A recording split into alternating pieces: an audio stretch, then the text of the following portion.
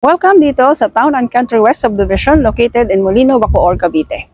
Ikaw ba ay naghahanap ng 4 bedrooms na ready for occupancy? Tara, check natin to. Dito po ay meron tayong 2 carports. Yan, so kasya po yung dalawang sasakyan dito. And dito po sa area na ito, sa ating main entrance, meron po tayo dito mga pocket garden. So ito po yung ating porch area. Ayan. And tara, tignan natin yung loob ng bahay. So welcome dito sa ating living area. And dito naman po yung ating dining area. Ayan, so maganda po kasi meron siyang accent na wall cladding. So dito po sa dining area ay meron din po tayo ditong sliding door. Ayan, access po ito papunta dyan sa labas. Ito naman po yung ating kitchen area. Dito po ay meron na tayong mga built-in cabinets and the pull-out cabinet. And dito rin po sa ground floor ay meron tayong 1 bedroom. Meron na rin po itong hanging cabinet and the true na toilet and bath. Yan.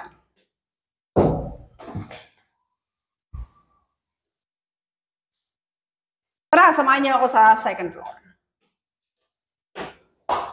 So dito po sa ating second floor ay meron tayo ditong 3 bedrooms. Ito po yung ating bedroom 1 dito sa second floor. Yan. So malawak po yung ating mga bedrooms dito. Meron na po tayo dito mga built-in cabinet and vanity area. And ito naman po yung ating bedroom 2. Same lang po yan sa bedroom 1. Meron na po yung built-in cabinet, vanity area, and meron na rin po itong provisions dito for window type na aircon. Ayan. And ito naman po yung ating common toilet and bath para sa bedroom 1 and 2. Ito naman po yung ating malawak na master's bedroom. Ayan. So dito po sa master's bedroom ay meron na rin po itong built-in cabinet. Ayan. And meron din po dito. And ito po yung ating sariling toilet and bath. Meron na po yung bathtub and the shower enclosure. So dito po sa master's bedroom, meron po tayo ditong access papunta dito sa balcony. Ayan. So ito po yung view natin dito sa balcony. So ang kagandahan po sa property nito is nasa morning sun po siya.